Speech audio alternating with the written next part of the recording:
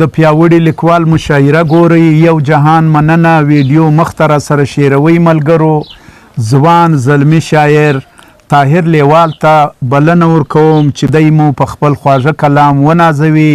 ښاغلی طاهر لیوال. ډیره مننه کمال صاحب، شادمن صاحب، اجي صاحب، ستاسو په اجازه. ستاسو هر وخت رسي لاسونه تر اسمانه پوري. ستاسو هر وخت رسي لاسونه تر اسمانه پوري. ستاسو هر وخت رسي لاسونه تر اسمانه پوري. پر موږ وړلي وي غمونه تر اسمانه پوري. ډیره مننه. ستاسو هر وخت رسي لاسونه تر اسمانه پوري. پر موږ وړلي وي غمونه تر اسمانه پوري.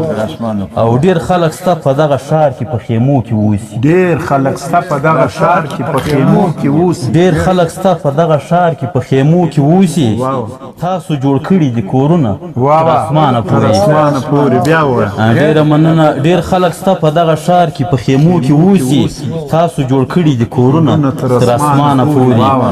او تا بې وسي یو دوه قدمه هم پر مخ نه پرېږدي. تا بې وسي یو دوه قدمه هم پر مخ نه پرېږدي. تا بې وسي یو دوه قدمه هم پر مخ نه پرېږدي. د زورورو ځي خیالونه تر اسمانه پوري. او پر موږ وړلي وي غمونه تر اسمانه پوري. خاورو څوک یم خاورې کېږم به د خاورو سره. د خاورو څوک یم خاورې کېږم به له خاورو سره. د خاورو څوک یم خاورې کېږم به د خاورو سره. تللی او راتلی خوسي بادونه تر اسمانه پوري.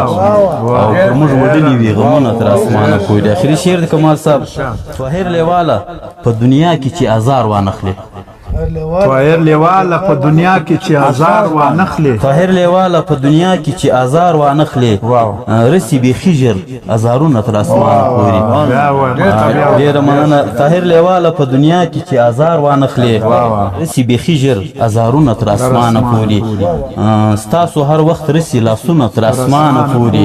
پر موږ وړلي وي غمونه تر اسمانه پوري. د توجه یو جهان مننه. ډېر الله. قدرمنو لیدونکو، ځوان زلمی شاعر طاهر لیوال و چې خپل خوږ کلام یې راته اوراوی. مخته یې شعر کوي. دغه ویډیوګانې چې موږ تاسو ته پر ستړي پښتون باندې شعروو، دا مخته بدرګه کوئ ملګرو. خپلو انډیوالانو او خپلو ملګرو ته یې شعروئ. یو جهان مننه.